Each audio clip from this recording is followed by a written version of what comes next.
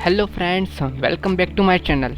आज हम बात करेंगे आगरा फोर्ट के बारे में। आगरा फोर्ट जो रेड फोर्ट एवं अकबरी फोर्ट के रूप से भी जाना जाता है। आगरा फोर्ट जो ताजमहल से 2.5 किलोमीटर की दूरी पर है। सन 1573 में मुगल बादशाह अकबर ने खुद उसको बनवाने का शुरू किया था और 1638 तक मुगलों का ये मुख्य निवास स्थान था। आगरा फोर्ट जो 4 मुगल जनरेशन ने बनवाया है। सबसे पहले अकबर, उसके बाद उसका लड़का जहांगीर सलीम, उसके बाद शाहजहां और लास्ट में औरंगज़ेब। आगरा फोर्ट लाल बलुआ पत्थरों से बनाया हुआ है। ये लाल बलुआ पत्थर जो राजस्थान से मंगवाए गए थे। आगरा फोर्ट 3 किलोमीटर के दायरे में फैला है और 70 फीट ऊंची दीवार से घिरा है। किले के चारों तरफ 4 मुख्य द्वार है। इनमें से एक द्वार को खिजरी गेट के नाम से जाना जाता है और यह नदी के सामने की तरफ खुलता है। इस गेट को स्वागत गेट भी कहा जाता है। ऊपर राजा की रानियां एवं सेवक बैठते थे। जब भी राजा आते थे तब ऊपर से फूल की वर्षा करते थे और सेवक शहनाइयाँ बजाते थे। स्वागत गेट के बाद एक लॉबी आएगी। इस लॉबी को आप इको साउंड वाली लॉबी भी बोल सकते हो। उस जमाने में राजा ने लॉबी का फ्लोरिंग और दीवार कुछ इस तरह बनवाए थे कि साउंड का पूरा रिफ्लेक्शन आए। मैं आपको पूरा डेमो दिखाता हूँ।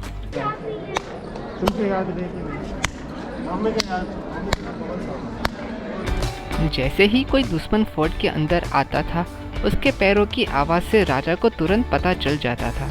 और ऊपर आप जो हॉल देख रहे हो, वहाँ से गर्म पानी और गर्म तेल डाला जाता था, तो दुश्मन वहीं अटक जाता था। ये जो सामने आप देख रहे हो, वो जहांगीर पैलेस है। जहांगीर पैलेस जो अकबर ने अपने बेटे जहांगीर सलीम के लिए बनवाया था।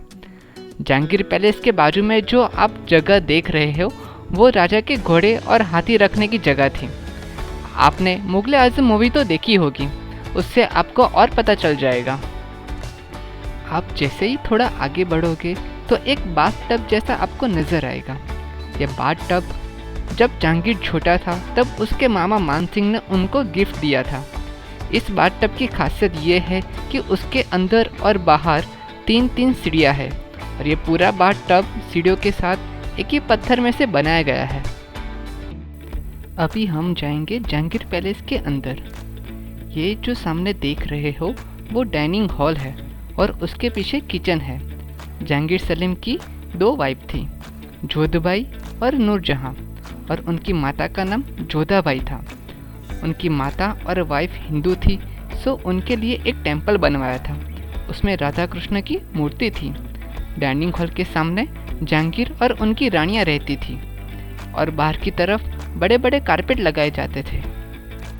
बीच में जो चौराहा है, वहाँ पे मुजरा हुआ करता था। नृत्य कलाकार अपना नृत्य दिखाते थे। सामने ऊपर की तरफ राजा बैठते थे और उनके नीचे झरोखे में रानियां बैठती थी और आजू बाजू सेवक बैठते थे। ये उस जमाने की वाटर टैंक सिस्टम है। यहाँ पे बारिश का पानी यहाँ पे इकट्ठा होता था और यहाँ से यूज़ किया जाता था। ये अकबर के 3 कमरे हैं।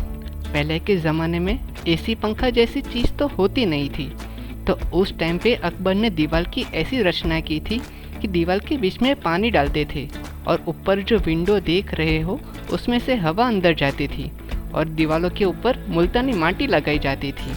सो उस वजह से पूरी दीवार ठंडी रहती थी और ठंड की मौसम में ठंडे पानी की जगह गर्म पानी डालते थे, तो उससे दीवार भी गर्म रहती थी। ये जो आप देख रहे हो, उसको अंगूरी बाग कहते हैं। अंगूरी बाग इसलिए कहा जाता है क्योंकि यहाँ पे अंगूर को उगाया जाता था और जहांगीर वाइन के शौकीन थे, तो उसी अंगूर से वाइन बनाकर जहांगीर पिया करते थे। ये अंगूरी बाग अकबर ने अपने बेटे सलीम के लिए बनवाया गया था।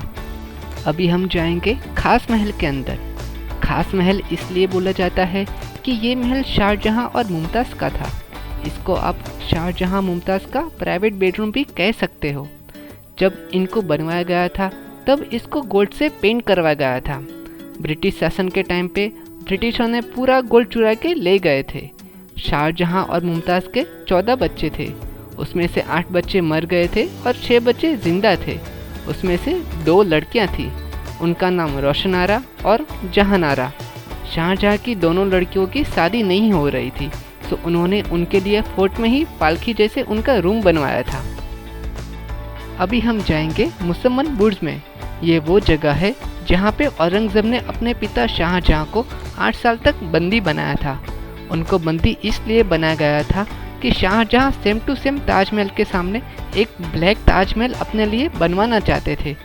तो औरंगज़ेब को लगा कि पूरी दौलत ब्लैक ताजमहल बनवाने में लुटा देंगे तो कुछ धन दौलत बचेगा ही नहीं।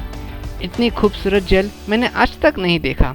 शाहजहाँ इसी जगह पे बैठ के ताजमहल को देखा करते थे।